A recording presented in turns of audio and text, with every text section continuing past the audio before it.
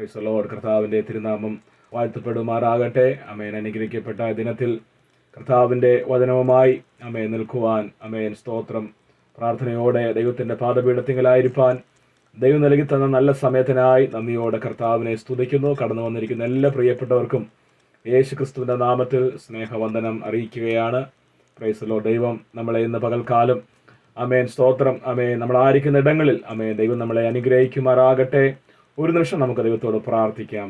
പരിശുദ്ധനായ ദൈവമേ, സ്വർഗീയ നല്ല കർത്താവേ, ഈ അനുഗ്രഹിക്കപ്പെട്ട നല്ല സമയങ്ങൾക്കായി നന്ദിയോടെ സ്തുതിക്കുന്നു. ഞങ്ങൾ കർത്താവെ ചുരുക്കം പേരായി തിരുസന്നിധിയിൽ ഞങ്ങളായിരിക്കുമ്പോൾ ദൈവമേ, ഞങ്ങളോട് സംസാരിക്കുന്ന ദൈവത്തിൻ്റെ വചനത്തിനായി ഞങ്ങളോട് സ്തുതിക്കുന്നു കർത്താവെ. മാനുഷികമായി ഒന്നും കേൾപ്പാനിടവരാതെ ദൈവത്തിൻ്റെ ആത്മാവിൽ നിന്നും പുറപ്പെടുന്ന ദൈവത്തിൻ്റെ വചനം കർത്താവെ അടിയങ്ങളുടെ അതരങ്ങളിൽ കൂടെ വെളിപ്പെടുവാൻ ഞങ്ങൾ ഒരുമിച്ച് പ്രാർത്ഥിക്കുകയാണ്. കേൾക്കുന്ന കർത്താവ് എല്ലാ പ്രിയപ്പെട്ടവർക്കും, തുടർന്ന് കേൾക്കുന്ന പ്രിയപ്പെട്ടവർക്കും ആ പറയുന്ന അടിയനും കർത്താവെ ഒരു അനുഗ്രഹമായി അത് വെളിപ്പെടുവാനായി ഞങ്ങൾ ഒരുമിച്ച് പ്രാർത്ഥിക്കുന്നു കർത്താവെ.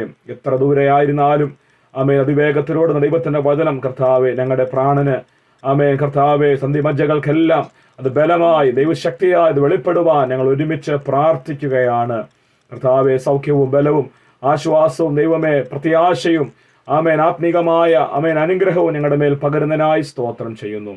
സകലവും യേശു ക്രിസ്തുവിന്റെ നാമത്തിൽ ചോദിക്കുന്നു. കൃപയോടെ കേൾക്കണം സ്വർഗീയ നല്ല പിതാവേ. ആമേൻ.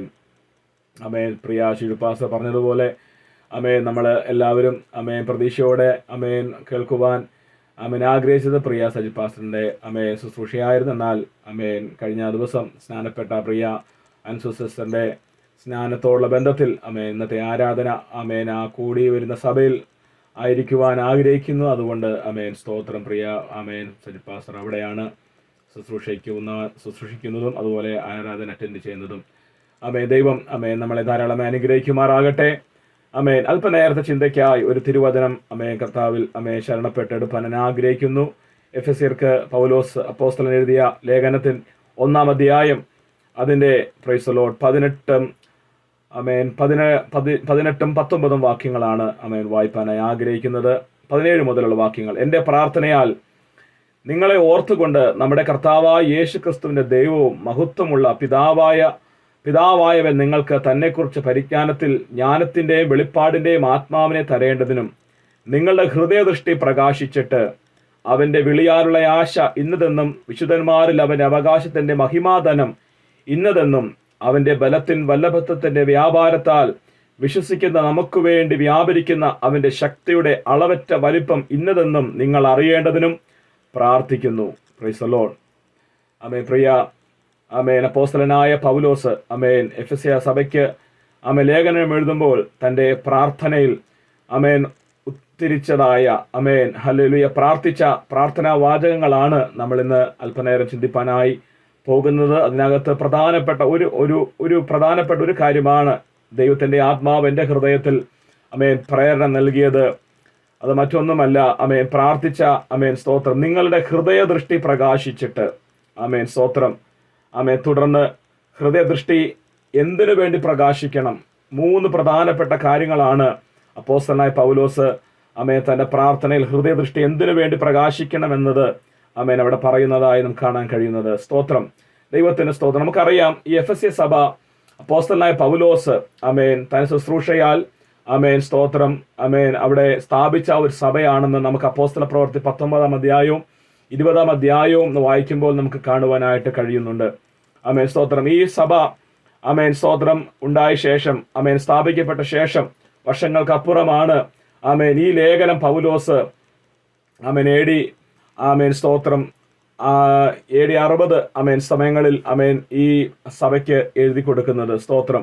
എന്നാൽ നമുക്ക് ഈ സഭയെക്കുറിച്ച് വീണ്ടും നമുക്ക് കാണാൻ കഴിയുന്നത് വെളിപ്പാട് പുസ്തകത്തിനകത്ത് യോഹന്നാന് ദൈവത്തിന്റെ ദൂതൻ എഫെസോ സഭയ്ക്ക് ലേഖനം ഒരു സഭയ്ക്ക് ഒരു ദൂത് കൊടുക്കുന്നതായി നമുക്ക് കാണാം. അങ്ങനെ പല ഇടങ്ങളിൽ, പ്രത്യേകിച്ച് 3 സ്ഥലങ്ങളിൽ ഈ സഭയെക്കുറിച്ച് നമുക്ക് കാണുവാനും പഠിക്കുവാനും നമുക്ക് കഴിയുന്നു. സ്തോത്രം. ഹല്ലേലൂയ. നമുക്കറിയാം അപ്പോസ്തല പ്രവൃത്തി 19-ാം അധ്യായത്തിലേക്ക് ഒരു നിമിഷം നമുക്ക് പോയി കഴിഞ്ഞാൽ അവിടെ ആ സഭ സ്ഥാപിക്കപ്പെട്ട സമയങ്ങളിൽ ദൈവത്തിന്റെ വചനം എത്ര വളരെ ശക്തമായിട്ടാണ് അവിടെ പറഞ്ഞ് ആ സഭ സ്ഥാപിക്കപ്പെട്ടതെന്ന് നമുക്ക് കാണുവാനായിട്ട് കഴിയുന്നു. സ്തോത്രം. ഒരു ഉത്തമമായ മാതൃകയാണ് ഇന്നത്തെ സഭകൾക്ക് ദൈവത്തിന്റെ ആത്മാവ് നൽകുന്നത്. 19-ാം അധ്യായം നാം വായിക്കുമ്പോൾ അവിടെ സ്തോത്രം അതിന്റെ 8-ാമത്തെ വാക്യം 19:8, പിന്നെ അവൻ പള്ളിയിൽ ചെന്ന് ദൈവരാജ്യത്തെക്കുറിച്ച് സംസാരിച്ചും സമ്മതിപ്പിച്ചും കൊണ്ട് 3 മാസത്തോളം പ്രാഗൽഭ്യത്തോടെ പ്രസംഗിച്ചു. അതിന്റെ 10-ാമത്തെ വാക്യം വീണ്ടും 19:10 വാക്യം, അത് 2 സംവത്സരത്തോളം നടക്കുകയാൽ ആസയിൽ പാർക്കുന്ന യഹൂദന്മാരും യവനന്മാരും എല്ലാം കർത്താവിന്റെ വചനം കേൾക്കുവാൻ ഇടയായി. അതേ അധ്യായത്തിന്റെ 20-ാമത്തെ വാക്യം വായിക്കുമ്പോൾ, അങ്ങനെ കർത്താവിന്റെ വചനം ശക്തിയോടെ പരന്ന് പ്രബലപ്പെട്ടു. വീണ്ടും അതിന്റെ 20-ാമത്തെ വാക്യത്തിലേക്ക് 20-ാം അധ്യായത്തിലേക്ക് അപ്പോസ്തല പ്രവൃത്തി 20-ാം അധ്യായത്തിലേക്ക് കടന്നു വരുമ്പോൾ അതിന്റെ 20-ാമത്തെ വാക്യം വായിക്കുമ്പോൾ, കർത്താവിനെ സേവിച്ചു വന്നു എന്നും പ്രയോജനമുള്ളതൊന്നും മറച്ചുവെക്കാതെ പരസ്യമായും വീടുതോറും നിങ്ങളോട് അറിയിക്കുകയും ഉപദേശിക്കുകയും ചെയ്തതും എന്നും. സ്തോത്രം. അവിടെ നമുക്ക് കാണാൻ കഴിയുന്നു, ദൈവത്തിന്റെ വചനമാണ് പ്രയോജനമുള്ളതൊന്നും മറച്ചുവെക്കാതെ വീടുതോറും പരസ്യമായും അറിയിക്കുക എന്നത് കൊണ്ട് മനസ്സിലാക്കുന്നത്. വീണ്ടും അതിന് 27-ാമത്തെ വാക്യം, ദൈവത്തിന്റെ ആലോചന ഒട്ടും മറച്ചു വെക്കാതെ ഞാൻ മുഴുവനും അറിയിച്ച് തന്നിരിക്കുന്നുവല്ലോ. വീണ്ടും അതിന് 31-ാമത്തെ വാക്യം, അതുകൊണ്ട് ഉണർന്നിരിക്കുവിൻ, ഞാൻ 3 സംവത്സരം രാപ്പകൽ ഇടപെടാതെ കണ്ണുനീർ വാർത്തുകൊണ്ട് ഓരോരുത്തര് ബുദ്ധി പറഞ്ഞു തന്നത് ഓർത്തുകൊള്ളുവിൻ. അപ്പോൾ ഇതാണ് അപ്പോസ്തലനായ പൗലോസ് ഈ സഭ സ്ഥാപിച്ചപ്പോൾ തൻ്റെ പ്രയത്നവും പ്രാർത്ഥനയും എല്ലാം ദൈവവചന അടിസ്ഥാനത്തിലായിരുന്നു. ഈ സഭയുടെ സ്തോത്രം പ്രാരംഭ സമയങ്ങളെന്ന് നമുക്ക് തിരുവചനത്തിൽ കൂടെ കാണുവാനായിട്ട് കഴിയുന്നു. നേരത്തെ പറഞ്ഞതുപോലെ സ്തോത്രം ഈ സഭ സ്ഥാപിക്കുന്നത് 60കളിൽ AD 60 സമയങ്ങളിലാണ്. എന്നാൽ തുടർന്ന് സ്തോത്രം സഭ സ്ഥാപിക്കപ്പെട്ട ശേഷം പൗലോസ്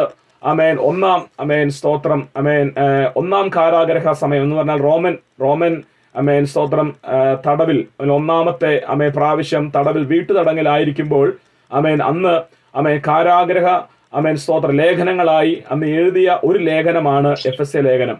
ആ ലേഖനത്തിന്റെ ഭാഗമാണ് നാം ഇന്ന് വായിച്ചത്. വർഷങ്ങൾ കഴിഞ്ഞ് വീണ്ടും ദൈവം ആത്മാവിൽ എഫെസ്യ സഭയ്ക്ക് ദൈവത്തിന്റെ ആലോചന വീണ്ടും എഴുതി കൊടുക്കുകയാണ്. സ്തോത്രം. അതിനുശേഷം വീണ്ടും കാലങ്ങൾ കഴിഞ്ഞ ശേഷം എഫെസ്യ സഭയുടെ അവസ്ഥ ദൈവത്തിന്റെ ആത്മാവ് യോഹന്നാന് വെളിപ്പെടുത്തി കൊടുക്കുന്നതാണ് റെവലേഷനിൽ നമ്മൾ കാണുവാൻ കഴിയുന്നത്. അപ്പോൾ 3 കാലഘട്ടങ്ങളിൽ ആ സഭയെക്കുറിച്ച് നമുക്ക് കാണുവാനായിട്ട് കഴിയുന്നുണ്ട്. സ്തോത്രം. നാം ഇന്ന് വായിക്കുന്ന ഈ ഭാഗം വായിക്കുമ്പോൾ സഭ ദൈവസന്നദ്ധയിൽ വളരെയധികം പ്രയോജനപ്പെട്ടുകൊണ്ടിരിക്കുന്ന ഒരു കാലത്താണ് ഈ ലേഖനം എഴുതി കൊടുക്കുമ്പോഴും ഇത് വായിക്കുമ്പോഴും സഭയിൽ സംഭവിച്ചുകൊണ്ടിരിക്കുന്നത്. സ്തോത്രം. നമ്മളിത് വായിക്കുമ്പോൾ ഒരുപക്ഷെ നമുക്ക് തോന്നും, എന്തുകൊണ്ടാണ് പൗലോസ് ഇപ്രകാരം ഒരു പ്രാർത്ഥന പ്രാർത്ഥിക്കുന്നത്? സഭയ്ക്ക് യാതൊരു പ്രയാസവുമില്ലല്ലോ, സഭ നന്നായി നടക്കുന്നുണ്ട്, സഭയുടെ പ്രവർത്തനങ്ങൾ ആത്മീകമായും സ്തോത്രം ദൈവത്തിന്റെ നാമമഹത്വത്തിനായും സഭ നന്നായി നിൽക്കുന്നു എന്ന് നമുക്ക് തോന്നിയേക്കാം. പക്ഷെ എന്തുകൊണ്ടാണ് പൗലോസ് ഇപ്രകാരം ഒരു പ്രാർത്ഥന ദൈവത്തിന്റെ ആത്മാവിൽ എഴുതിയെന്ന് നമുക്ക് ഒരു ചിന്തയുണ്ടായേക്കാം. പക്ഷെ ദൈവമക്കളെ, നമ്മൾ മനസ്സിലാക്കണം, സ്തോത്രം, പൗലോസ് ദൈവത്തിന്റെ ആത്മാവിൽ ഈ ലേഖനം എഴുതുമ്പോൾ സ്തോത്രം സഭ പ്രാർത്ഥിക്കുവാൻ വേണ്ടിയാണ്. നമ്മൾ ഇന്നായിരിക്കുന്ന സ്തോത്രം ആത്മീക അവസ്ഥ നാളെ സ്തോത്രം നിലനിൽക്കുവാൻ വേണ്ടി സഭയുടെ ഒരു പ്രധാനപ്പെട്ട ദൗത്യമാണ് പ്രാർത്ഥന എന്ന് പറയുന്നത്. നാം ഇന്ന് ഒരുപക്ഷെ നല്ല രീതിയിൽ ആത്മീകമായി മുൻപോട്ട് കടന്നു പോകണ്ടായിരിക്കാം. കുടുംബമായും വ്യക്തിപരമായും സഭയായും ഒരുപക്ഷെ നമ്മൾ പോയേക്കാം. പക്ഷേ വലിയൊരു ഉത്തരവാദിത്വം ഈ ലേഖനത്തിൽ കൂടെ ദൈവം നമ്മളെയും ഓർമ്മപ്പെടുത്തുന്നത് പ്രാർത്ഥിക്കുക. നമ്മുടെ ആത്മീക നിലവാരം നിലനിൽക്കുവാൻ വേണ്ടി ദൈവത്തിന്റെ നാളോളം, കർത്താവിന്റെ വരവോളം ആ ആത്മീക നിലവാരത്തിൽ നിലനിൽക്കണമെന്നുള്ള ഒരു ദർശനമാണ് ഈ പ്രാർത്ഥനയിൽ കൂടെ നാം പ്രാപിച്ചെടുക്കേണ്ടത്. സ്തോത്രം. നമുക്കറിയാം, ഈ എഫെസ്യ ലേഖനം അന്ന് എഴുതിയ ശേഷം സഭ മുൻപോട്ട് കാലങ്ങൾ കടന്നുപോയി. വീണ്ടും കാലങ്ങൾ 90ലേക്ക് കടന്നു വന്നപ്പോൾ സ്ഥിതികൾ മാറുന്നതായി കാണാൻ കഴിയുന്നു. അന്ന് ദൈവത്തിന്റെ സ്തോത്രം ആലോചന യോഹന്നാൻ അപ്പോസ്തലൻ എഴുതി കൊടുക്കുകയാണ്. നിന്നിൽ ഒരു കുറ്റം ഞാൻ കാണുന്നുവെന്ന് അന്ന് അവിടെ വെളിപ്പെടുത്തി കൊടുത്തതായി വായിക്കുന്നുണ്ട്. നിന്റെ ആദ്യ സ്നേഹം നിനക്ക് നഷ്ടപ്പെട്ടു പോയി, നീ മടങ്ങി വരിക. നീ മാനസാന്തരപ്പെട്ട് ഏതിൽ നിന്ന് വീണിരിക്കുന്നു എന്നറിഞ്ഞ് മടങ്ങി വരുവാനായിട്ട് ദൈവത്തിന്റെ ആലോചന പറയുന്നു. അപ്പോൾ നമുക്ക് വളരെ വ്യക്തമായി മനസ്സിലാക്കാൻ കഴിയുന്നു, ആമേൻ അപ്പോസ്തലനായ ആമേൻ സ്തോത്രം പൗലോസ് ഈ ലേഖനം എഴുതിയപ്പോൾ ആമേൻ സ്തോത്രം അവർക്ക് പ്രയാസങ്ങൾ ഒന്നും ഉണ്ടായിരുന്നു. എന്നാൽ കാലങ്ങൾ കഴിഞ്ഞപ്പോൾ ചില വർഷങ്ങൾ കഴിഞ്ഞപ്പോൾ സ്ഥിതികൾ മാറുന്നുവെന്ന് ദൈവത്തിന്റെ ആത്മാവ് വളരെ വ്യക്തമായി മുൻകൂട്ടി അവരോട് പ്രവചിച്ചു കൊടുത്തു. എന്നാൽ നമുക്കറിയാം നമ്മുടെ ഈ കാലത്ത് നാം എഫെസോസ് സഭയെ നോക്കിയാൽ ആ സഭ ഇന്ന് നമ്മുടെ ഇടയിൽ പോലും കാണുവാൻ കഴിയുകയില്ല. ഇന്ന് ആ സഭ ഇല്ല. നമുക്കറിയാം സ്തോത്രം ഇന്ന് ആ ദേശത്ത് യഥാർത്ഥമായ ഒരു എഫെസോസ് സഭ നിലനിൽക്കുന്നതായി കാണാൻ കഴിയുന്നില്ല.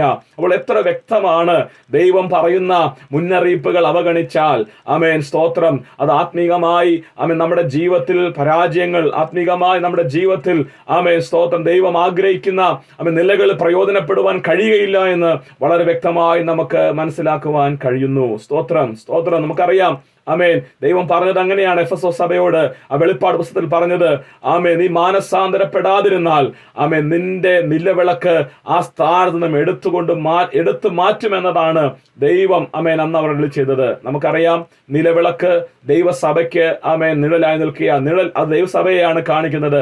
സഭയെ തന്നെ മാറ്റുമെന്നതാണ് ദൈവം ആലോചന കൊടുത്തത്. എത്രയോ ഗൗരവമുള്ള ഒരു മുന്നറിയിപ്പാണ് ദൈവം ആ സമയങ്ങളിൽ യോഹന്നാൻ അപ്പോസ്തലൻ മുഖാന്തരം വെളിപ്പെടുത്തിയത്. അങ്ങനെയെങ്കിൽ ഈ പ്രാർത്ഥന നമുക്ക് വളരെ ഗൗരവത്തോടെ എടുക്കുവാൻ ദൈവം നമ്മെ സഹായിക്കുമാറാകട്ടെ. നാം വായിച്ച ആ വാക്യം ഒന്നും കൂടെ വായിക്കുക നമുക്ക്. സ്തോത്രം. നിങ്ങളുടെ ഹൃദയ ദൃഷ്ടി പ്രകാശിച്ചിട്ട്. എന്തിനാണ് നമ്മുടെ ഹൃദയ ദൃഷ്ടി പ്രകാശിക്കുവാനായിട്ട് ദൈവം ആഗ്രഹിക്കുന്നത്? ഈ പ്രാർത്ഥനയിൽ തന്നെ വളരെ വ്യക്തമായി അപ്പോസ്തലനായ പൗലോസ് പറയുന്നുണ്ട്. 3 കാര്യങ്ങൾക്ക് വേണ്ടിയാണ് സ്തോത്രം പൗലോസ് പ്രാർത്ഥിക്കുന്നത്. ഒന്ന് സ്തോത്രം അവന്റെ വിളിയാലുള്ള ആശ ഇന്നതെന്ന് അറിയണം. അവിടെ ഇംഗ്ലീഷ് വായിക്കുന്നു, what is the hope of his calling. അവന്റെ വിളി എന്തെന്ന് നമ്മൾ അറിയണം. ഒന്നാമത്. രണ്ടാമത് പ്രാർത്ഥിക്കുന്ന മറ്റൊരു കാര്യമാണ് സ്തോത്രം സ്തോത്രം വിശുദ്ധന്മാരിൽ അവന്റെ അവകാശത്തിന്റെ മഹിമാധനം ഇന്നതെന്നറിയണം. സ്തോത്രം. അത് ഇംഗ്ലീഷിൽ വായിക്കുന്നത് ഇങ്ങനെയാണ്, what are the riches of the glory of his inheritance in the saints. അവന്റെ സ്തോത്രം അവകാശം എന്തെന്ന് നാം തിരിച്ചറിയണം. മൂന്നാമതായും എന്തിനാണ് ഹൃദയദൃഷ്ടി പ്രകാശിക്കണം എന്ന് ചോദിച്ചാൽ അവിടെ വീണ്ടും എഴുതിയിരിക്കുന്നു, അവന്റെ വല്ലഭത്വത്തിന്റെ വ്യാപാരത്താൽ വിശ്വസിക്കുന്ന നമുക്ക് വേണ്ടി വ്യാപരിക്കുന്ന അവന്റെ ശക്തിയുടെ അളവറ്റ വലിപ്പം എന്തെന്ന് നിങ്ങൾ അറിയണം. അത് ഇംഗ്ലീഷ് വായിക്കുന്നത് ഇങ്ങനെയാണ്, what is the surpassing greatness of his power towards us who believe. 3 കാര്യങ്ങളാണ് സ്തോത്രം പൗലോസ് പ്രാർത്ഥിക്കുന്നത്. His calling, his inheritance, his power. 3 കാര്യങ്ങൾ ദൈവസഭ പ്രാർത്ഥിക്കണമെന്നും നാം ഓരോരുത്തരും അതിനുവേണ്ടി പ്രാർത്ഥനയിൽ സ്തോത്രം ചെലവിടണമെന്നും ദൈവം നമ്മോടും സംസാരിക്കുകയാണ്. സ്തോത്രം. ആരംഭമായി നോക്കുമ്പോൾ ഹൃദയ ദൃഷ്ടി പ്രകാശിക്കേണ്ടത് ആവശ്യമാണോ എന്ന് ചോദിച്ചാൽ നമുക്കൊരു പക്ഷേ സംശയമുണ്ടാകും. ഹൃദയദൃഷ്ടി എന്താണ് ദൈവം അതേക്കുറിച്ച് ഉദ്ദേശിക്കുന്നത്?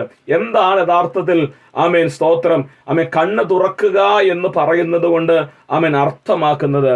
തിരുവചനത്തിലേക്ക് നാം നോക്കിക്കഴിഞ്ഞാൽ പലയിടങ്ങളിലായും സ്തോത്രം ദൈവത്തിന്റെ വചനം ഹൃദയദൃഷ്ടിയെക്കുറിച്ച് പ്രതിപാദിക്കുന്നുണ്ട്. ഒരു വാക്യം ആദ്യം പ്രാരംഭമായി നോക്കിക്കഴിഞ്ഞാൽ സ്തോത്രം 2 കൊരിന്ത്യർ ലേഖനം സ്തോത്രം 4-ാം അധ്യായത്തിന്റെ 4-ാമത്തെ വാക്യം. നമുക്ക് എല്ലാവർക്കും സുപരിചിതമായ വാക്യങ്ങളാണ് സ്തോത്രം. എങ്കിലും അത് വായിച്ച് തന്നെ നമുക്ക് കടന്നു പോകാം. 4:4 നാം വായിക്കുന്നു, ദൈവപ്രതിമയായ ക്രിസ്തുവിന്റെ തേജസ്സുള്ള സുവിശേഷത്തിന്റെ പ്രകാശനം ശോഭിക്കാതിരിക്കുവാൻ ഈ ലോകത്തിന്റെ ദൈവം അവിശ്വാസികളുടെ മനസ്സ് കുരുടാക്കി. പുറമേ ഉള്ള കണ്ണല്ല, അകമേ ദൈവത്തിന്റെ വചനം പ്രകാശിക്കാതിരിക്കുവാൻ ഈ ലോകത്തിന്റെ ദൈവം, വളരെ വ്യക്തമാണ്, സാത്താനാണ് ഈ ലോകത്തിന്റെ ദൈവം. ദൈവത്തിന്റെ വചനം പറയുന്നു പലരുടെയും കണ്ണുകൾ കുരുട്ടാക്കിയിരിക്കുന്നു. ഇവിടെ എഴുതിയിരിക്കുന്നു അവിശ്വാസികളുടെ കണ്ണുകൾ കുരുട്ടാക്കിയിരിക്കുന്നു എന്ന് എഴുതുമ്പോൾ തന്നെ നാം മനസ്സിലാക്കണം സ്തോത്രം, ഇന്ന് പല വിശ്വാസികളുടെയും കണ്ണും കുരുടായിരിക്കുകയാണ്. ദൈവവചനം പറയുന്നത് പലപ്പോഴും ഗ്രഹിപ്പാൻ കഴിയാതെ വണ്ണം ഹൃദയം സ്തോത്രം അടയപ്പെട്ടതായി നമുക്കിന്ന് കാണുവാനായിട്ട് കഴിയുന്നുണ്ട്. സ്തോത്രം. അതുകൊണ്ട് ഈ കണ്ണടയപ്പെടുക എന്ന് പറയുമ്പോൾ ദൈവവചനം ഗ്രഹിപ്പാൻ കഴിയാതെ വണ്ണം ക്രിസ്തുവിനെ തേജസ്സുള്ള സുവിശേഷത്തിന്റെ പ്രകാശനം നമ്മുടെ ജീവിതത്തിൽ പ്രകാശിപ്പാൻ കഴിയാതെ വണ്ണം നമ്മുടെ കണ്ണുകൾ കുരുടായി പോകുമെന്നത് തിരുവചനം നമ്മളെ ഓർമ്മിപ്പിക്കുന്നു. മറ്റൊരു വചനം എടുത്താൽ 2 പത്രോസിന്റെ ലേഖനം 1-ാം അധ്യായം അതിന്റെ 9-ാമത്തെ വാക്യം. സ്തോത്രം. നമുക്ക് അതൊന്ന് വായിക്കാം. 2 പത്രോസ് സ്തോത്രം. 2 പത്രോസ് 1-ന്റെ 9-ാമത്തെ വാക്യമാണ്. സ്തോത്രം. ഇവ നിങ്ങൾക്കുണ്ടായി വർദ്ധിക്കുന്നുവെങ്കിൽ നിങ്ങൾ നമ്മുടെ കർത്താവായ യേശു ക്രിസ്തുവിന്റെ പരിജ്ഞാനം സംബന്ധിച്ച് ഉത്സാഹമില്ലാത്തവരും നിഷ്ഫലന്മാരും ആയിരിക്കയില്ല. അവ ഇല്ലാത്തവനോ കുരുടനത്രേ, അവൻ ഹ്രസ്വദൃഷ്ടി ഉള്ളവനും തന്റെ മുമ്പിലത്തെ പാപങ്ങളുടെ ശുദ്ധീകരണം മറന്നവനും തന്നെ. ഇവിടെ ദൈവത്തിന്റെ വചനം വീണ്ടും ഓർമ്മപ്പെടുത്തുകയാണ്. സ്തോത്രം. നമ്മൾ ഹ്രസ്വദൃഷ്ടി ഉള്ളവരായി മാറാൻ സാധ്യതയുണ്ട്. അതിൽ കുരുടന്മാരുമായി മാറുവാൻ സാധ്യതയുണ്ട്. എങ്ങനെ അത് തൊട്ട് മുകളിലുള്ള വാക്യങ്ങളെല്ലാം വായിച്ചു വരണം.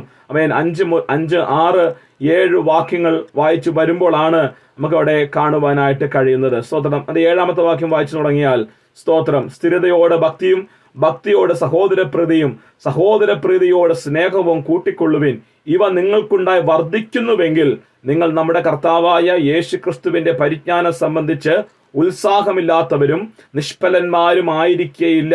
അവ ഇല്ലാത്തവനോ, ഏതില്ലാത്തവൻ? തൊട്ട് മുകളിലുള്ള കാര്യങ്ങൾ പറയുന്നത് ഒന്നും നമ്മുടെ ജീവിതത്തിൽ ഇല്ല എങ്കിൽ, നാം അനുഭവിക്കുന്നില്ല എങ്കിൽ, നമ്മൾ അതിന് പ്രാധാന്യം കൊടുക്കുന്നില്ല എങ്കിൽ ദൈവത്തിന്റെ വചനം പറയുന്നു നമ്മൾ കുരുടന്മാരായി മാറാൻ സാധ്യതയുണ്ട്. കുരുടനത്ര എന്ന് വചനം പറയുന്നു. അവൻ ഹ്രസ്വദൃഷ്ടി ഉള്ളവൻ എന്ന് പറയുന്നു. സ്തോത്രം. അതുകൊണ്ട് നമ്മുടെ ഹൃദയം കുരുട ആയി മാറുന്ന, അല്ലെങ്കിൽ യഥാർത്ഥമായി പ്രകാശിപ്പാൻ കഴിയാത്ത വണ്ണമായി തീരുന്ന ഒരു സാഹചര്യം ഇന്ന് വിശ്വാസികളുടെ ജീവിതത്തിൽ ഉണ്ട് എന്ന് ദൈവത്തിന്റെ വചനം ഉറപ്പിച്ച് പറയുകയാണ്. വീണ്ടും ഒരു വാക്യം കൂടെ വായിക്കാം. അപ്പോസ്തല പ്രവൃത്തി 28-ന്റെ 26-ാമത്തെ വാക്യം. സ്തോത്രം. അപ്പോസ്തല പ്രവൃത്തി 28-ാം അധ്യായം. സ്തോത്രം. അതിന്റെ 26 മുതലുള്ള വാക്യങ്ങൾ. സ്തോത്രം. നിങ്ങൾ ചെവി കൊണ്ട് കേട്ടിട്ടും ഗ്രഹിക്കാതിരിക്കുകയും, കണ്ണുകൊണ്ട് കണ്ടിട്ടും കാണാതിരിക്കുകയും, കണ്ണുകൊണ്ട് കാണാതെയും ചെവി കൊണ്ട് കേൾക്കാതെയും ഹൃദയം കൊണ്ട് ഗ്രഹിച്ച് മനം തിരിയാതെയും ഞാൻ അവരെ സൗഖ്യമാകാതെയും ഇരിക്കേണ്ടതിന് ഈ ജനത്തിന്റെ ഹൃദയം തടിച്ചിരിക്കുന്നു, അവരുടെ ചെവി കേൾക്കുവാൻ മന്ദമായിരിക്കുന്നു, അവരുടെ കണ്ണ് അടഞ്ഞിരിക്കുന്നു എന്ന് ഈ ജനത്തിന്റെ അടുക്കൽ പോയി പറയുക എന്നിങ്ങനെ പരിശുദ്ധാത്മാവ് യെശയ്യാ പ്രവാചകൻ മുഖാന്തരം നിങ്ങളുടെ പിതാക്കന്മാരോട് പറഞ്ഞിരിക്കുന്നത് ശരി തന്നെ. ദൈവമക്കളെ, സ്തോത്രം.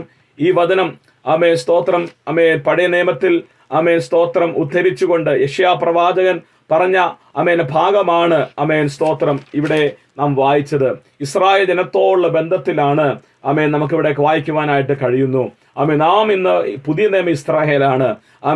നമ്മുടെ ക്രിസ്തീയ ജീവിതത്തിൽ ഇന്ന് അനേകരെയും ഇപ്രകാരമുള്ള ഒരു സാഹചര്യത്തിൽ കാണുവാൻ കഴിയും. അന്ന് ഇസ്രായേൽ ജനത്തോട് യെശയ്യാ പ്രവാചകൻ പ്രവചിച്ചുവെങ്കിൽ ഇന്ന് പുതിയ നിയമസഭയോട് ദൈവത്തിന്റെ ആത്മാവ് അതേ നിലയിൽ തന്നെയാണ് സംസാരിക്കുന്നത്.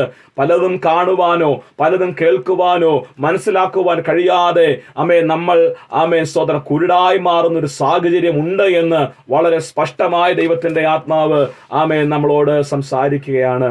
അവസാനമായി ഒരു വാക്യം കൂടെ വായിച്ചാൽ സ്തോത്രം. റെവലേഷനിൽ നമുക്ക് ഒരു വാക്യം കൂടെ കാണുവാൻ കഴിയും. 3-ാം അധ്യായം അതിന്റെ 17-ാമത്തെ വാക്യം നമുക്ക് വായിച്ചാൽ സ്തോത്രം. ലവോദിക്യ സഭയോട് ദൈവത്തിന്റെ ആലോചന അറിയിക്കുമ്പോൾ അവിടെയും എഴുതുന്ന ഒരു ഭാഗമുണ്ട്. ഞാൻ ധനവാൻ സമ്പന്നനായിരിക്കുന്നു, എനിക്കൊന്നിനും മുട്ടില്ല എന്ന് പറഞ്ഞുകൊണ്ട് നീ നിർഭാഗ്യവാനും അരിഷ്ടനും ദരിദ്രനും കുരുടനും നഗ്നനും എന്ന് അറിയാതിരിക്കയാൽ. സ്തോത്രം. ആ വാക്യങ്ങൾ താഴെ വായിക്കുമ്പോൾ വളരെ വ്യക്തമായി നമുക്ക് കാണുവാൻ കഴിയുന്നു. സ്തോത്രം. നീ ധനവാൻ എന്ന് പറയുന്നു, പക്ഷേ ദൈവത്തിന്റെ കൺമുമ്പിൽ ആ സഭയെക്കുറിച്ച് ദൈവം പറയുന്നു നീ ദരിദ്രനാണ്, നീ കുരുടനാണ്, നീ നഗ്നനാണ് എന്ന് ദൈവത്തിൻ്റെ ആത്മാവ് വളരെ വ്യക്തമായി പറയുന്നു. സഭയോടാണ് ആലോചന അറിയിക്കുന്നത്. അങ്ങനെയെങ്കിൽ വളരെ വ്യക്തമാണ്. സ്തോത്രം. ജാതികൾക്ക് മാത്രമല്ല കണ്ണുകൾ കുരുടായിരിക്കുന്നത്. ആത്മീക ജീവിതത്തിൽ കർത്താവിനെ അറിഞ്ഞ ശേഷം യഥാർത്ഥമായി ദൈവസന്നിധിയിൽ പ്രയോജനപ്പെടാതെ വണ്ണം നമ്മുടെ കണ്ണുകളും കുരുടായി മാറുന്ന ഒരു സാഹചര്യം നമ്മുടെ മുൻപിലും ഉണ്ടെന്ന് ദൈവത്തിന്റെ വചനം നമ്മളെ ഓർമ്മപ്പെടുത്തുകയാണ്. പൗലോസ് പ്രാർത്ഥിക്കുന്നത് ഹൃദയ ദൃഷ്ടി പ്രകാശിക്കുവാൻ വേണ്ടിയാണ് പ്രാർത്ഥിക്കുന്നത്. ഇന്ന് നമ്മുടെ പ്രാർത്ഥന ലിസ്റ്റിൽ ഇപ്രകാരം ഒരു പ്രാർത്ഥന കൂടെ വെക്കുവാൻ ദൈവം നമ്മെ സഹായിക്കുമാറാകട്ടെ. നമ്മുടെ ഹൃദയ ദൃഷ്ടി യഥാർത്ഥമായി പ്രകാശിക്കണം. യഥാർത്ഥമായി പ്രകാശിക്കുന്നില്ല എങ്കിൽ പലതും കാണുവാൻ കഴിയാതെ, പലതും കേൾക്കുന്നത് മനസ്സിലാക്കുവാൻ കഴിയാതെ, പലതും ഗ്രഹിപ്പാൻ കഴിയാതെ ഇന്ന് നമ്മൾ ഹൃദയ കാഠിന്യത്താൽ മാറ്റപ്പെടുന്ന ഒരു സാഹചര്യം ഉണ്ടാകുമെന്ന് ദൈവം നമ്മളെ ഓർമ്മപ്പെടുത്തുകയാണ്. ഒന്ന് എന്താണ് ഹൃദയദൃഷ്ടി പ്രകാശിക്കുമ്പോൾ നാം മനസ്സിലാക്കേണ്ടത്? അവന്റെ വിളി, അയാളുടെ ആശ ഇന്നതെന്ന് നാം തിരിച്ചറിയണം. His purpose, hope of his calling, അവന്റെ വിളി ആണ് ഒന്നാമത് നാം തിരിച്ചറിയേണ്ടത്. സ്തോത്രം. Praise the Lord. നമുക്കറിയാം ദൈവത്തിന്റെ വിളി എന്ന് പറയുമ്പോൾ നമുക്ക് പല കാര്യങ്ങളും നമ്മുടെ മനസ്സിലേക്ക് ഓടി വരുന്നുണ്ട്. എന്നാൽ എഫെസ്യ ലേഖനത്തിൽ തന്നെ വളരെ വ്യക്തമായി ദൈവത്തിന്റെ വിളി എന്തെന്ന് അവിടെ നിർവചനം കൊടുത്തിട്ടുണ്ട്. 1-ാം അധ്യായത്തിൽ 2-ാം വാക്യം വായിച്ചു കഴിഞ്ഞാൽ 3-ാമത്തെ വാക്യമാണ്. ഇംഗ്ലീഷിൽ 3-ാമത്തെ തന്നെയാണ്. സ്തോത്രം. സ്വർഗത്തിലെ സകല ആത്മീയ അനുഗ്രഹത്താലും നമ്മെ അനുഗ്രഹിച്ചിരിക്കുന്ന നമ്മെ അനുഗ്രഹിച്ചിരിക്കുന്ന നമ്മുടെ കർത്താവായ യേശുക്രിസ്തുവിന്റെ ദൈവവും പിതാവുമായവൻ വാഴ്ത്തപ്പെട്ടവൻ. നാം തന്റെ സന്നിധിയിൽ വിശുദ്ധരും നിഷ്കളങ്കരുമാകേണ്ടതിന് അവൻ ലോക സ്ഥാപനത്തിന് മുൻപേ നമ്മെ അവനിൽ തെരഞ്ഞെടുത്തു. സ്തോത്രം. ദൈവത്തിന്റെ കോളിംഗ് എന്ന് പറഞ്ഞാൽ ദൈവത്തിന്റെ വിളിയുടെ പരമപ്രധാനമായ ലക്ഷ്യം ഒന്നാണ്, നാം വിശുദ്ധരായി ജീവിക്കണമെന്നത്. സ്തോത്രം. Be holy because I am holy എന്ന് സ്തോത്രം നമ്മൾ പഴയ നിയമത്തിൽ വായിക്കുന്നുണ്ട്. സ്തോത്രം. സ്തോത്രം. കഴിഞ്ഞ ആഴ്ചകളിൽ ഞങ്ങളുടെ കൂട്ടായ്മയിൽ പ്രിയ സിജു പാസ്റ്റർ പഠിപ്പിച്ചുകൊണ്ടിരിക്കുന്ന വചനഭാഗമാണ്. സ്തോത്രം. ലേവ്യ പുസ്തകത്തിൽ നിന്നും പല യാഗങ്ങളെ കുറിച്ച് ഞങ്ങളിപ്പോൾ പഠിച്ചുകൊണ്ടിരിക്കുകയാണ്. സ്തോത്രം. അതിൽ പ്രധാനപ്പെട്ട ഒരു കാര്യം പ്രിയ കർത്താവിന്റെ ദാസൻ പറഞ്ഞത് ഇപ്രകാരമാണ്. ദൈവത്തിന് നമ്മെക്കുറിച്ചുള്ള ഒരു പ്രധാനപ്പെട്ട ഉദ്ദേശം എന്തെന്ന് ചോദിച്ചാൽ, നാം ദൈവത്തെ പോലെ വിശുദ്ധരായി ജീവിക്കണം, വിശുദ്ധരായി നിൽക്കണം എന്നതാണ് ദൈവം നമ്മെക്കുറിച്ച് ആഗ്രഹിക്കുന്നത്. സ്തോത്രം. അങ്ങനെയെങ്കിൽ ദൈവത്തിന്റെ വിളി എന്താണ് അതിന്റെ പർപ്പസ്, എന്താണ് അതിന്റെ ഹോപ്പ് എന്ന് ചോദിച്ചാൽ, നാം ഓരോരുത്തരും വിശുദ്ധിയോടെ ജീവിക്കണം എന്നതാണ് ദൈവം നമ്മെക്കുറിച്ചും ആഗ്രഹിക്കുന്നത്. ആ വാക്യത്തിൽ വളരെ വ്യക്തമായി നമുക്ക് കാണാൻ കഴിയും. ലോക സ്ഥാപനത്തിന് മുൻപേ ദൈവം ആഗ്രഹിക്കുന്ന ഒരു കാര്യമാണ് നമ്മുടെ വിശുദ്ധി. നമ്മൾ ജനിച്ചിട്ടില്ല, ലോകം ഉണ്ടായിട്ടില്ല, ലോകത്തിൽ ഈ കാണുന്നതൊന്നും ദൈവം സൃഷ്ടിച്ചിട്ടില്ല. പക്ഷേ അന്ന് തന്നെ ദൈവത്തിന്റെ മനസ്സിലൊരു ആഗ്രഹം ഉണ്ടായിരുന്നത് നമ്മുടെ വിശുദ്ധിയാണ്. സ്തോത്രം. ചിന്തിച്ചു നോക്കണം. നമ്മളുടെ ജനനമോ ഈ ഭൂമിയുടെ അടിസ്ഥാനമോ ഒന്നും ഇടുന്നതിന് മുൻപ് തന്നെ ദൈവം ആഗ്രഹിച്ചത് അതാണ് എങ്കിൽ ഈ കാലത്തും അതിന് യാതൊരു മാറ്റമില്ല എന്നത് നാം തിരിച്ചറിയേണ്ടതായ ഒരു സത്യമാണ്. നമ്മുടെ വിശുദ്ധി ദൈവസന്നിധിയിൽ വിശുദ്ധിയോടെ നിൽക്കണം. അതിനുവേണ്ടിയാണ് ദൈവം നമ്മളെ വിളിച്ചിരിക്കുന്നത്. സ്തോത്രം. ഇന്നത്തെ കാലഘട്ടം, ഇന്നത്തെ ചുറ്റുപാടുകൾ അതിനൊട്ടും അനുയോജ്യമല്ല എന്നത് നമുക്ക് വളരെ സ്പഷ്ടമായി കാണുവാൻ കഴിയും. പക്ഷെ അതിൻ്റെ എല്ലാം നടുവിൽ ദൈവമക്കളെ നമ്മുടെ പ്രാർത്ഥനയായിരിക്കണം വിശുദ്ധിയോടെ നിൽക്കുവാനുള്ള ഒരു വലിയ ആഗ്രഹം, അതിനു വേണ്ടിയുള്ള ഒരു സമർപ്പണം ദൈവം നമുക്ക് നൽകുമാറാകട്ടെ. സ്തോത്രം. അതിന്റെ 2-ാമത്തെ എഫെസ്യ ലേഖനം 2:10 അത് തന്നെയാണ് നാം വായിക്കുന്നത്. നാം അവന്റെ കൈപ്പണിയായി സൽപ്രവർത്തികൾക്കായിട്ട് ക്രിസ്തുവേശുവിൽ സൃഷ്ടിക്കപ്പെട്ടവരായിരിക്കുന്നു. നാം ചെയ്തു പോരേണ്ടതിന് ദൈവം അവ മുന്നിൽ ഒരുക്കിയിരിക്കുന്നു. സ്തോത്രം. ഇവിടെ വായിക്കുന്നു, created in Christ Jesus for good work. സൽപ്രവർത്തിക്കായി ദൈവം നമ്മളെ സൃഷ്ടിച്ചിരിക്കുകയാണ്. എന്താണ് സൽപ്രവർത്തി? ആമേൻ സ്തോത്രം ദൈവിക വിശുദ്ധിയാണ്. ദൈവസ്ഥൽ വിശുദ്ധിയോടെ ജീവിക്കുന്നതിനപ്പുറമായ ഒരു സൽപ്രവൃത്തി ആമേൻ നമ്മുടെ ജീവിതത്തിൽ ഇല്ല. സ്തോത്രം. അതുകൊണ്ട് ആമേൻ ദൈവം ഇവിടെ പൗലോസ് അപ്പോസ്തലൻ പ്രാർത്ഥിക്കുന്നത് അവന്റെ വിളിയാലുള്ള ആശ നാം തിരിച്ചറിയണം. ഒറ്റ വാക്കിൽ ആമേൻ സ്തോത്രം ആമേൻ നമുക്ക് പറയുവാൻ കഴിയണം. ആമേൻ ദൈവത്തിന്റെ വിശുദ്ധിയാണ് ദൈവത്തിന്റെ ആമേൻ വിളിയുടെ പ്രധാനപ്പെട്ട ലക്ഷ്യമെന്നത്. സ്തോത്രം. ആമേൻ പഴയ നിയമത്തിലും പല ഭാഗങ്ങളിൽ നമുക്ക് ആമേൻ വാക്യങ്ങൾ കാണുവാനായിട്ട് കഴിയും. ഒരു വാക്യം നമുക്ക് ആമേൻ എടുക്കാം. ലേവ്യ പുസ്തകം 20-ാം അധ്യായത്തിന്റെ 7-ാമത്തെ വാക്യം നമുക്കൊന്ന് വായിക്കാം. പഴയ നിയമത്തിൽ ആമേൻ സ്തോത്രം ആമേൻ 20-ാം അധ്യായം ആമേൻ സ്തോത്രം അതിന്റെ 7-ാമത്തെ വാക്യമാണ്. Praise the Lord. ആമേൻ. ആകയാൽ നിങ്ങൾ നിങ്ങളെ തന്നെ ശുദ്ധീകരിച്ച് വിശുദ്ധരായിരിക്കുവിൻ, ഞാൻ നിങ്ങളുടെ ദൈവമായ യഹോവയാകുന്നു. സ്തോത്രം. ആമേൻ. പഴയ നിയമത്തിൽ ഉടനീളം ആമേൻ കാണുവാൻ കഴിയുന്ന ഒരു പ്രധാനപ്പെട്ട വിഷയമാണ് ദൈവത്തിന്റെ വിശുദ്ധിയിലേക്ക് ഇസ്രായേൽ മക്കൾ കടന്നു വരണം. ദൈവത്തിന്റെ വിശുദ്ധിയിലേക്ക് ജനം കടന്നു വരണമെന്നത് ദൈവം ആഗ്രഹിച്ച ഒരു കാര്യമാണ്. ആമേൻ. 2 തെസ്സലോനിക്ക ലേഖനം 2:13, 1 പത്രോസ് 1:14, 15, 16 അതും കൂടെ വായിച്ച് നമുക്ക് ആ ഭാഗം വിടാം. സ്തോത്രം. 1 പത്രോസ് ആമേൻ 1-ാം അധ്യായം അതിന്റെ 14, 15, 16 വാക്യം. പണ്ട് നിങ്ങൾ അജ്ഞാനകാലത്ത് ഉണ്ടായിരുന്ന മോഹങ്ങളെ മാതൃകയാക്കാതെ നിങ്ങളെ വിളിച്ച വിശുദ്ധനൊത്തവണ്ണം അനുസരണമുള്ള മക്കളായി എല്ലാ നടപ്പിലും വിശുദ്ധരാകുവിൻ, ഞാൻ വിശുദ്ധനാകയാൽ നിങ്ങളും വിശുദ്ധരായിരിക്കുവിൻ എന്ന് എഴുതിയിരിക്കുന്നുവല്ലോ. ആമേൻ. ദൈവത്തിന് സ്തോത്രം. ആമേൻ സ്തോത്രം. ഇതിനപ്പുറമായി ഒന്നും പറയാൻ ആഗ്രഹിക്കുന്നില്ല. ദൈവത്തിന്റെ വിളിയുടെ പ്രഥമമായ ലക്ഷ്യം എന്തെന്ന് ചോദിച്ചാൽ നമ്മുടെ വിശുദ്ധിയാണ്. ആമേൻ. ദൈവമക്കളെ, നാം ഇന്ന് നോക്കിക്കഴിഞ്ഞാൽ, നാം ഇന്ന് നമ്മുടെ സഭകളിലേക്ക് ആമേൻ നമ്മുടെ ചുറ്റുപാടുകളിലേക്ക് നോക്കിക്കഴിഞ്ഞാൽ ആമേൻ വിശുദ്ധിയെക്കുറിച്ച് ആമേൻ നമുക്ക് ജീവിക്കണമെങ്കിൽ പാപം എന്തെന്ന് ആമേൻ തിരിച്ചറിയുമ്പോഴാണ് വിശുദ്ധിയെക്കുറിച്ചുള്ള ആമേൻ ആ പ്രാധാന്യം നമുക്ക് ആമേൻ കാണുവാനായിട്ട് കഴിയുന്നത്. എന്നാൽ ഇന്നത്തെ കൂട്ടായ്മകളിൽ ആമേൻ ഇന്നത്തെ ചുറ്റുപാടുകളിൽ കൺവെൻഷനുകളാകട്ടെ ആമേൻ മറ്റു പ്രാർത്ഥനാ യോഗങ്ങളിലാകട്ടെ പാപം എന്തെന്ന് വ്യക്തമായി ഇന്ന് പ്രസംഗിക്കാത്തൊരു ആമേൻ കാലഘട്ടത്തിലാണ് നാം ജീവിക്കുന്നത്. യഥാർത്ഥമായി പാപത്തിന്റെ നിർവചനം എന്താണ് പാപമെന്ന് ആരും തിരിച്ചറിയുന്നില്ല. പാപം ആമേൻ ഇന്ന് പൊതുവിൽ ആമേൻ നോർമലൈസ് ചെയ്തിരിക്കുകയാണ്. ഒരു സാധാരണ രീതി എന്നതുപോലെ ആമേൻ സ്തോത്രം ഇന്ന് സഭകളിലും ചുറ്റുപാടുകളിലും ആളുകൾ അത് കാണുകയാണ്. പാപം ചെയ്താൽ അതിന് ആമേൻ സ്തോത്രം അത് പാപം എന്ന് തിരിച്ചറിയുവാൻ കഴിയാതെ വണ്ണം അത് എന്താണെന്ന് പോലും തിരിച്ചറിയാത്തൊരു കാലത്താണ് ഇന്ന് ആളുകൾ ജീവിക്കുന്നത്. നമ്മുടെ വലിയ ഒരു ആമേൻ വീഴ്ചയാണ്. പാപം എന്തെന്ന് നമ്മൾ വ്യക്തമായി ആമേൻ പ്രസംഗിക്കണം. പാപം എന്തെന്ന് വ്യക്തമായി തിരിച്ചറിയത്തക്കവണ്ണം നമ്മൾ പറഞ്ഞു കൊടുക്കണം. ആമേൻ സ്തോത്രം. ആമേൻ സ്തോത്രം. കഴിഞ്ഞ ദിവസം ആമേൻ ഞങ്ങൾ സഭയായി ആമേൻ കഴിഞ്ഞ ദിവസം അല്പം പ്രവർത്തനത്തിനായി ആമേൻ സിറ്റിയിലേക്ക് കടന്നു പോകുവാനിടയായി. ആമേൻ ഞങ്ങൾ ആമേൻ ചെറിയൊരു ഗ്രൂപ്പിനോട് ആമേൻ ട്രാക്ട് കൊടുക്കുവാനായി കടന്നുപോയപ്പോൾ അവിടെ ഇരുന്ന ചില ആമേൻ ആളുകൾ ആമേൻ സ്തോത്രം ആമേൻ മദ്യം കുടിക്കുക അതുപോലെ സിഗരറ്റ് വലിക്കുകയൊക്കെ ചെയ്യുകയായിരുന്നു. ഞങ്ങൾ കർത്താവിന്റെ ആമേൻ സ്തോത്രം ട്രാക്ട് ആമേൻ ഗോസ്പൽ ട്രാക്ട് കൊടുത്തപ്പോൾ അവരത് വായിച്ച് ചിരിച്ചിട്ട് ഗോഡ് ബ്ലസ് യു ആമേൻ എന്നിട്ട് പറഞ്ഞു കർത്താവിന്റെ വരവിനായി നമുക്ക് കാത്തിരിക്കാമെന്ന് അവർ പറയുകയാണ്. വളരെ ആമേൻ സ്തോത്രം. അതങ്ങനെ പറഞ്ഞപ്പോൾ ഞങ്ങൾക്ക് അത്ഭുതം തോന്നി. ആമേൻ സിഗരറ്റ് വലിച്ചുകൊണ്ടാണ് അവർ പറയുന്നത് ഗോഡ് ബ്ലസ് യു, കർത്താവിന്റെ വരവിനായി കാത്തിരിക്കാം.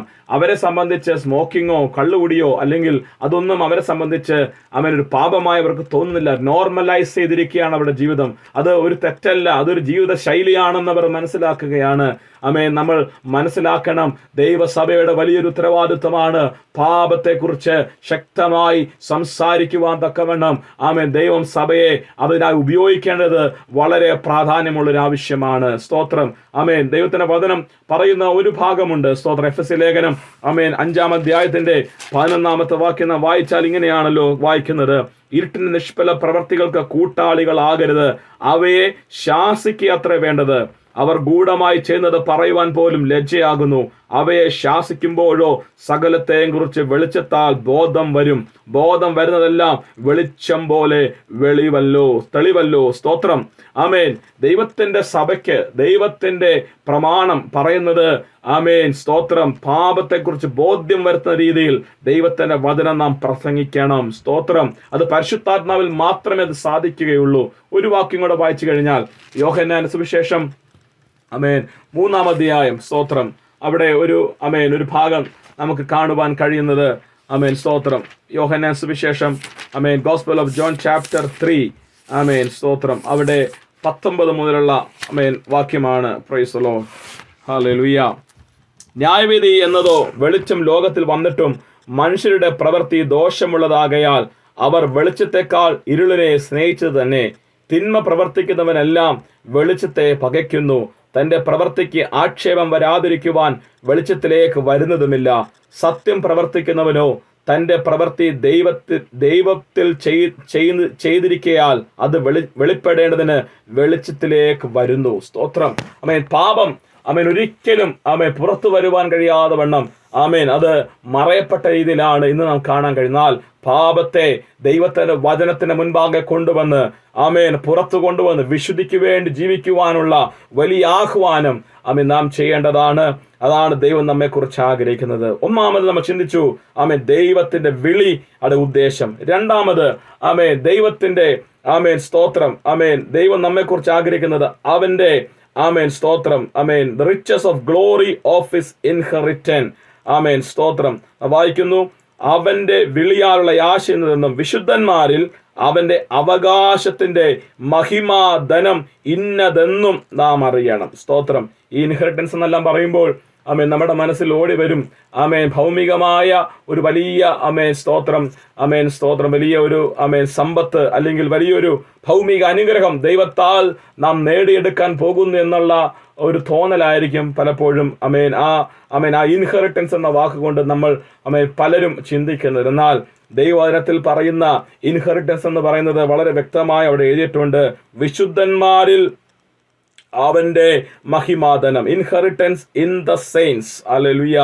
ആമേൻ സ്തോത്രം. അത് തികച്ചും ആത്മീകമാണെന്ന് നമുക്കിവിടെ കാണുവാനായിട്ട് കഴിയുന്നുണ്ട്.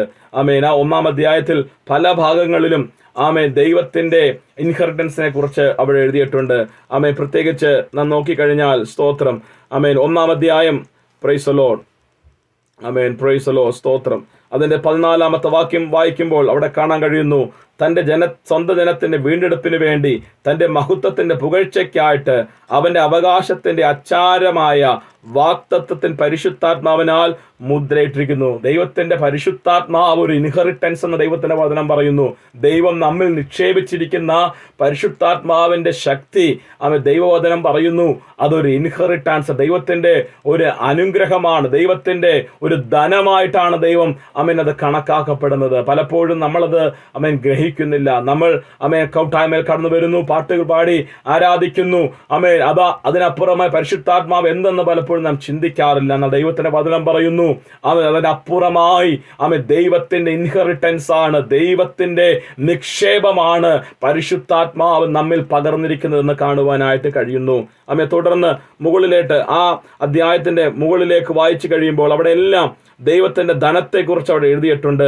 ആമേൻ. അതിന്റെ സ്തോത്രം പ്രൈസ് ദി ലോർഡ്. ആമേൻ. 7-ാം അധ്യായത്തിൽ വായിക്കുമ്പോൾ the riches of his glory. ആമേൻ സ്തോത്രം. അവന്റെ കൃപയുടെ ധനം എന്ന് ദൈവത്തിന്റെ വചനം അവിടെ പറഞ്ഞിരിക്കുന്നു. സ്തോത്രം. അതുപോലെ തന്നെ ആമേൻ സ്തോത്രം ആമേൻ വീണ്ടും 2-ാം അധ്യായത്തിൽ അവിടെ എഴുതിയിരിക്കുന്നു റിച്ച് ഇൻ മേഴ്സി, തന്റെ കൃപയുടെ ധനം എന്ന് ദൈവത്തിന്റെ വചനം അവിടെ എഴുതിയിരിക്കുന്നു. ആമേൻ. വീണ്ടും ആമേൻ 3-ാം അധ്യായം അതിന്റെ 16-ാമത്തെ വാക്യം the riches of his glory, തന്റെ മഹത്വത്തിന്റെ ധനം എന്ന് എഴുതിയിരിക്കുന്നു. ആമേൻ. മഹത്വവും ദയയും ആമേൻ സ്തോത്രം. അതുപോലെ തന്നെ ദൈവത്തിന്റെ അച്ചാരമായ പരിശുദ്ധാത്മാവ്, അതുപോലെ കർത്താവിന്റെ കൃപ, ഇതെല്ലാം ദൈവത്തിന്റെ ധനമാണ്. ഇതൊന്നും ഭൂമിയിൽ ഒരു മനുഷ്യനെ സമ്പാദിക്കുവാൻ കഴിയുന്നതല്ല. ദൈവത്തിന്റെ കൃപയാലാണ് ദൈവം നമ്മുടെ മേലത് പകർന്നിരിക്കുന്നത്. അത് നമ്മളൊന്ന് ഗ്രഹിക്കണമെന്ന് ദൈവത്തിന്റെ ആത്മാവിൽ പൗലോസ് എഫെസ്യ സഭയ്ക്ക് എഴുതുകയാണ്. പലപ്പോഴും ഇതിനൊന്നും ലോകം അതിന് വില കൽപ്പിക്കുന്നില്ല. ഇതെല്ലാം നിസ്സാരമെന്ന് ലോകം അത് ചിന്തിക്കും. എന്നാൽ ദൈവവചനത്തിലേക്ക് നാം തിരിഞ്ഞു നോക്കിയാൽ ആമേൻ സ്തോത്രം ഇതിന്റെ വില ഭൂമിയിലുള്ള സകലത്തെക്കാളും വിലയേറിയതെന്ന് നമുക്ക് കാണുവാനായിട്ട് കഴിയുന്നു. സ്തോത്രം. ഹല്ലേലൂയ. പഴയ നിയമത്തിൽ നോക്കിയാൽ ആമേൻ ദൈവത്തിന്റെ ധനമായി ദൈവം കണ്ടിരുന്നത് ഇസ്രായേൽ ജനത്തെയാണ്. നമുക്കറിയാം. ഒരു വാക്യം നമുക്ക് അതിനുള്ള ബന്ധത്തിൽ നമുക്ക് വായിക്കാം. ആമേൻ. എക്സോഡസ് പുറപ്പാട് പുസ്തകം 19-ാം അധ്യായത്തിന്റെ 5-ാമത്തെ വാക്യം നമുക്കൊന്ന് വായിക്കാം. ആമേൻ. Praise the Lord. ആമേൻ. എക്സോഡസ് ആമേൻ ചാപ്റ്റർ 19 വേഴ്സ് 5. ആമേൻ. നമ്മുടെ വായിക്കുന്നത് ഇങ്ങനെയാണല്ലോ. Praise the Lord. ആകയാൽ നിങ്ങൾ എൻ്റെ വാക്ക് കേട്ട് അനുസരിക്കുകയും എൻ്റെ നിയമം പ്രമാണിക്കുകയും ചെയ്താൽ നിങ്ങൾ എനിക്ക് സകല ജാതികളിൽ വെച്ച് പ്രത്യേക സമ്പത്തായിരിക്കും. ഭൂമിയൊക്കെയും എനിക്കുള്ളതല്ലോ. സ്തോത്രം. ആമേൻ. Then you shall be my own possession among all the people. ദൈവം പഴയ നിയമത്തിൽ ഇസ്രായേൽ ജനത്തോട് പറയുകയാണ്, എൻ്റെ വാക്ക് കേട്ട് അനുസരിക്കുകയും എൻ്റെ നിയമം പ്രമാണിക്കുകയും ചെയ്താൽ നിങ്ങൾ എനിക്ക് സകല ജാതികൾ വെച്ച് എനിക്കൊരു സമ്പത്തായിരിക്കും. ദൈവം ഇസ്രായേൽ ജനത്തിനെ സമ്പത്തായി കാണുമ്പോൾ പഴയ നിയമത്തിൽ അത്രമാത്രം പ്രാധാന്യതയോടെ ദൈവം കാണുമ്പോൾ പുതിയ നിയമത്തിൽ പറയുന്നു അതേ സമ്പത്ത് നമ്മുടെ ഉള്ളിലേക്ക് ദൈവം പകർന്നിരിക്കുകയാണ്. The inheritance of Jesus Christ is deposited in our life. നമ്മുടെ ജീവിതത്തിലേക്ക് ദൈവം പകർന്നിരിക്കുകയാണ്. നമ്മൾ വായിച്ചു റിച്ചസ് ഓഫ് ഹിസ് ഗ്രേസ്. അവന്റെ കൃപയുടെ സ്തോത്രം, മഹത്വം, അവന്റെ കരുണയുടെ ധനം, അതുപോലെ തന്നെ അവന്റെ തേജസ്സിന്റെ ധനം, സ്തോത്രം. അതുപോലെ തന്നെ നമ്മുടെ ഉള്ളിൽ പകർന്നിരിക്കുന്ന പരിശുദ്ധാത്മാവെന്ന ആചാരം, സ്തോത്രം. നമുക്കറിയാം അപ്പോസ്തല പ്രവൃത്തിയിൽ നാം വായിക്കുന്നുണ്ട്, രക്തം കൊടുത്താണ് ദൈവം നമ്മളെ വിലയ്ക്ക് വാങ്ങി സമ്പാദിച്ചിരിക്കുന്നത്. ദൈവസഭയെ നമ്മെ ഓരോരുത്തരെയും കർത്താവ് യേശു ക്രിസ്തുവിന്റെ രക്തം കൊടുത്താണ് വിലയ്ക്ക് വാങ്ങിയിരിക്കുന്നത്. സ്തോത്രം. നമുക്കറിയാം കടയിൽ ചെന്ന് നമ്മൾ സാധനം വാങ്ങുമ്പോൾ ആരും ഫ്രീ ആയിട്ട് തരില്ല. നമ്മൾ കാശ് കൊടുക്കാതെ, നമ്മുടെ പണം മുടക്കാതെ നമുക്കൊരു സാധനവും കടയിൽ ഒരു കാര്യം നമുക്ക് ലഭിക്കാൻ കഴിയില്ല. എന്നാൽ പാപികളായി മരിച്ച നമ്മെ കർത്താവാം യേശു കർത്താവ് സ്വന്തം രക്തം കൊടുത്ത് നമ്മളെ വിലയ്ക്ക് വാങ്ങിയിരിക്കുക. എത്രമാത്രം സ്തോത്രം വിലയുള്ളതായ ഒരു പൊസഷനാണ് കർത്താവ് ഇന്ന് വാങ്ങിയിരിക്കുന്നതെന്ന് നമ്മൾ തിരിച്ചറിയേണ്ടത് ആവശ്യമാണ്. അതുകൊണ്ട് പൗലോസ് എഴുതി അറിയിക്കുകയാണ്, ദൈവം നമ്മിൽ പകർന്നിരിക്കുന്ന ഹിസ് ഇൻഹെറിറ്റൻസ് ഇൻ ദ സെയിൻ, അവന്റെ സ്വന്തം അവകാശം നമ്മിൽ പകർന്നിരിക്കുകയാണ്. ദൈവം തന്നെ നമ്മിൽ പകർന്നിരിക്കുകയാണ്. ഇത് നാം തിരിച്ചറിയണമെന്ന് ദൈവം നമ്മെക്കുറിച്ച് ആഗ്രഹിക്കുകയാണ്. ദൈവത്തിന് സ്തോത്രം. ദൈവമക്കളെ, നാം ഇന്ന് തിരിഞ്ഞു നോക്കിയാൽ ഇന്ന് സഭ ഇന്ന് നമ്മുടെ പ്രാദേശിക അല്ലെങ്കിൽ നമ്മുടെ കറന്റ് സിറ്റുവേഷൻ നോക്കിക്കഴിഞ്ഞാൽ ദൈവസഭയിൽ ധനമുണ്ട്, ഭൗമികമായ ധനം എല്ലായിടത്തുമുണ്ട്. എന്നാൽ ദൈവത്തിന്റെ ആത്മീക നന്മ, ആത്മീകമായ ആ ധനം ഇന്ന് സഭയിൽ ഇല്ലാത്തതായി നമുക്ക് കാണുവാനായിട്ട് കഴിയുന്നുണ്ട്. സ്തോത്രം. 2-3 വാക്യം നമുക്ക് അതിനോട് വായിക്കാൻ കഴിയട്ടെ. സ്തോത്രം. നമുക്കറിയാം വെളിപ്പാട് പുസ്തകം 2-ാം അധ്യായത്തിൽ സ്മുർണ സഭയ്ക്ക് ദൈവം ദൂത് എഴുതുമ്പോൾ നമുക്കവിടെ കാണാൻ കഴിയുന്നു, ഞാൻ നിന്റെ 2:9 വാക്യമാണ്, ഞാൻ നിന്റെ കഷ്ടതയും ദാരിദ്ര്യവും നീ ധനവാനാകുന്നതാനും എന്ന് ദൈവത്തിന്റെ വചനം അവിടെ എഴുതിയിരിക്കുന്നു. സ്തോത്രം. കഷ്ടതയും ദാരിദ്ര്യവും ഉള്ളപ്പോൾ തന്നെ ദൈവം അവിടെ വ്യക്തമായി എഴുതുകയാണ്, നീ ധനവാനാണ്. നമുക്ക് അറിയാമത് ആത്മീക സമ്പന്നതയാണത് കാണിക്കുന്നത്. നമ്മുടെ ജീവിതത്തിൽ ഇപ്രകാരമുള്ള ഒരു ആത്മീകമായ നിലവാരത്തിൽ ദൈവം നമ്മളെ ഓരോരുത്തരെയും കൊണ്ടുപോകുമാറാകട്ടെ. അതുപോലെ തന്നെ 3 യോഹന്നാൻ, സ്തോത്രം. 1-ാം അധ്യായത്തിന്റെ 3 യോഹന്നാൻ 1-ന്റെ 2-ാമത്തെ വാക്യം നാം വായിക്കുമ്പോൾ അവിടെ നമുക്ക് കാണാൻ കഴിയുന്നു. സ്തോത്രം. Praise the Lord. 3 Yohannan, price the Lord. സ്തോത്രം. 1-ന്റെ 2-ാമത്തെ വാക്യമാണ്. Praise the Lord. സ്തോത്രം. പ്രിയനെ, നിന്റെ ആത്മാവ് ശുഭമായിരിക്കുന്നത് പോലെ നീ സകലത്തിലും ശുഭമായും സുഖമായും ഇരിക്കണമെന്ന് ഞാൻ പ്രാർത്ഥിക്കുന്നു. സ്തോത്രം. I pray that in all respect you may be prosper, be in good health just as your soul prosper. നമ്മുടെ ആത്മാവ് ശുഭമായിരിക്കുന്നത് പോലെ ദൈവത്തിന്റെ വചനം വളരെ വ്യക്തമായി പറഞ്ഞു, നമ്മൾ ആത്മീകമായി സമ്പന്നരായിരിക്കുവാനാണ് ദൈവം നമ്മെക്കുറിച്ച് ആഗ്രഹിക്കുന്നത്. ഭൗമികമായി നമ്മുടെ ജീവിതത്തിന് വേണ്ടുന്നതെല്ലാം കർത്താവ് കരുതുന്ന കർത്താവാണ്. പക്ഷേ നമ്മുടെ പ്രയോറിറ്റി മാറുകയാണ്. ഇന്ന് മറ്റു പലതിനെയും നാം ഫോക്കസ് ചെയ്യുമ്പോൾ ദൈവത്തിന്റെ വചനം വളരെ വ്യക്തമായി നമ്മോട് പറയുന്നു, നമ്മുടെ ആത്മാവ് സമ്പന്നതയിൽ ആയിരിക്കാൻ, നമ്മുടെ ആത്മാവിൽ സമ്പന്നരായിരിക്കാൻ, ദൈവവചനത്തിൽ സമ്പന്നരായിരിക്കാൻ, ദൈവവചനത്തിന്റെ പ്രത്യാശയിൽ സമ്പന്നരായിരിക്കുവാൻ, ദൈവ വിളിയുടെ സമ്പന്നത നമ്മിൽ വെളിപ്പെടുവാൻ ദൈവം നമ്മെക്കുറിച്ച് ആഗ്രഹിക്കുകയാണ്. സ്തോത്രം. Praise the Lord. അപ്പോൾ വളരെ വ്യക്തമാണ്, പൗലോസ് പറയുന്നു, ആമേൻ, ദൈവം നമ്മിൽ പകർന്നിരിക്കുന്ന അവന്റെ അവകാശത്തിന്റെ മഹിമാധനം നമ്മൾ തിരിച്ചറിയണം. ഹല്ലേലൂയ. ഇന്ന് സഭയിൽ ആമേൻ സ്തോത്രം പവറുണ്ട്, ആമേൻ, ആമേൻ, ഇൻഫ്ലുവൻസ് ഉണ്ട്, ആമേൻ, സ്വാധീനമുണ്ട്, സാമ്പത്തിക അമമായ എല്ലാ നന്മയുമുണ്ട്, അതുപോലെ ടെക്നോളജിക്കലിയായി വളരെ ഡെവലപ്ഡ് ആണ് ഇന്ന് സഭകളെല്ലാം. പക്ഷേ ആത്മീക സമ്പന്നതയിൽ ആമേൻ വളരെ ആമേൻ താഴോട്ട് പോയിരിക്കുന്നതായി നമുക്ക് കാണുവാൻ കഴിയുന്നു. സ്തോത്രം. നാം തിരിച്ചറിയണം, ആമേൻ, ദൈവം ആമേൻ കണക്കാക്കുന്നത്, ദൈവം ഏറ്റവും പ്രാധാന്യമായി ആമേൻ കണക്കാക്കുന്നത് നമ്മുടെ ആത്മീക സമ്പന്നതയാണ്. ആത്മാവിൽ നാം ദാരിദ്ര്യരായി മാറരുത്, ആത്മാവിൽ നാം സമ്പന്നരായി ജീവിക്കണമെന്നതാണ് ദൈവം നമ്മെക്കുറിച്ച് ആഗ്രഹിക്കുന്നത്. അതാണ് ആമേൻ രണ്ടാമത് പൗലോസ് പ്രാർത്ഥിച്ചത്. അവന്റെ ആമേൻ വിശുദ്ധന്മാരിലുള്ള അവകാശത്തിന്റെ ധനം എന്തെന്ന് നാം തിരിച്ചറിയണം. മൂന്നാമത് അവസാനമായി ആമേൻ അവിടെ പൗലോസ് പ്രാർത്ഥിക്കുന്ന മറ്റൊരു കാര്യങ്ങളാണ്, അവന്റെ ബലത്തിൻ വല്ലഭത്വത്തിന്റെ വ്യാപാര ശക്തിയാൽ വിശ്വസിക്കുന്ന നമുക്ക് വേണ്ടി വ്യാപരിക്കുന്നു എന്നതും തിരിച്ചറിയണം. ആമേൻ. ഹിസ് പവർ, അവന്റെ ശക്തിയെ നാം തിരിച്ചറിയണം. ആമേൻ. സ്തോത്രം. ആമേൻ. അതാണ് ദൈവം നമ്മെക്കുറിച്ച് ആഗ്രഹിക്കുന്നത്. നമുക്കറിയാം യേശു ക്രിസ്തുവിന്റെ ശക്തി ആമേൻ വ്യക്തമായി ആമേൻ നമുക്ക് കാണാൻ കഴിയുന്നത് ശുശ്രൂഷകളിലെല്ലാം നമുക്ക് കാണാൻ കഴിയുന്നുണ്ട്. യേശു ആമേൻ അത്ഭുതങ്ങൾ ചെയ്യുന്നതും അനേകരെ സൗഖ്യമാക്കുന്നതും മരിച്ചവരെ ഉയർപ്പിക്കുന്നതെല്ലാം നമുക്ക് കാണുവാൻ കഴിയുന്നുണ്ട്. എന്നാൽ വേറിട്ട് നിൽക്കുന്ന വ്യത്യസ്തമായ ആമേൻ ദൈവശക്തി വെളിപ്പെട്ടത് ആമേൻ മരിച്ച് 3-ാം ദിവസം ഉയർത്തെഴുന്നേറ്റപ്പോഴാണ് ദൈവത്തിന്റെ ശക്തി വളരെ ശക്തമായി ആമേൻ വെളിപ്പെട്ടതെന്ന് നമുക്ക് കാണുവാൻ കഴിയും. അത് തന്നെയാണ് താഴെ ആമേൻ ആ ഭാഗത്ത് എഴുതിയിട്ടുണ്ട്.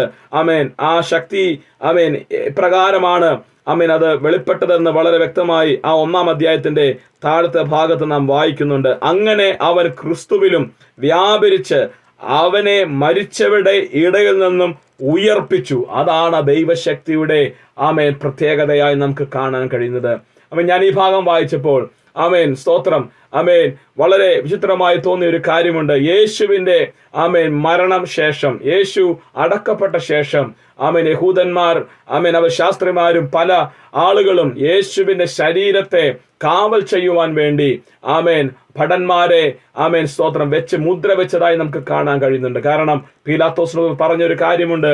ആമേൻ യേശു ജീവിച്ചിരുന്ന കാലത്ത് പറഞ്ഞിട്ടുണ്ട് ഉയർത്തെഴുന്നേൽക്കുമെന്ന് പറഞ്ഞിട്ടുണ്ട്. അതുകൊണ്ട് ശിഷ്യന്മാരാരെങ്കിലും എടുത്തുകൊണ്ട് പോയാൽ ആമേൻ മുൻപത്തേക്കാളും ആമേൻ പിന്നത്തേതിൽ ആമേൻ സിറ്റുവേഷനും വഷളായി മാറുമെന്നത് അവർ പറഞ്ഞ് ആമേൻ അവർ കാവൽക്കാരെ വെച്ച് ആമേൻ സീൽ ചെയ്യുന്നതായി കാണാൻ കഴിയും. എന്നാൽ നമുക്കറിയാം യേശു അതിനെല്ലാം ശേഷം ആമേൻ 3-ാം നാൾ ആമേൻ കല്ലറകളെ ഭേദിച്ച് ആമേൻ ആമേൻ റോമൻ ഇമ്പീരിയൽ മുദ്രയെല്ലാം തകർത്തുകൊണ്ട് ഉയർത്തെഴുന്നേറ്റതായി നമുക്ക് കാണാൻ കഴിയുന്നുണ്ട്. ഈ വിവരം ആമേൻ ഈ ഭടന്മാർ പോയി ആമേൻ ശാസ്ത്രിമാരോടും അവിടുത്തെ പരീക്ഷന്മാരോട് പറഞ്ഞപ്പോൾ അവർക്ക് കാശ് കൊടുത്ത് ആ കാര്യം അവരെന്ത് ചെയ്തു, മാറ്റുകയാണെന്ന് പറഞ്ഞാൽ യേശു ഉയർത്തെഴുന്നേറ്റ സത്യം അവർ മറച്ചു വെക്കുവാൻ ശ്രമിക്കുകയാണ്.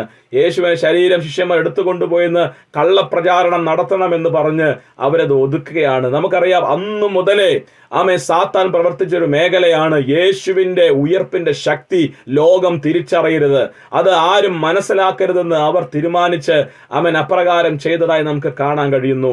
നമുക്കറിയാം 1 കൊരിന്ത്യർ ലേഖനം 15-ാം അധ്യായത്തിൽ അവിടെയും അപ്പോസ്തലനായ പൗലോസ് ചില ഭാഗങ്ങൾ പറയുന്നുണ്ട്. യേശു ഉയർത്തെഴുന്നേറ്റിരിക്കുന്നില്ല എങ്കിൽ നമ്മുടെ വിശ്വാസം വ്യർത്ഥമാണ്, അല്ലെങ്കിൽ നമ്മൾ പാപത്തിൽ തന്നെ ഇരിക്കുന്നുവെന്ന് നമുക്ക് അവിടെ വായിക്കുവാൻ കഴിയുന്നുണ്ട്.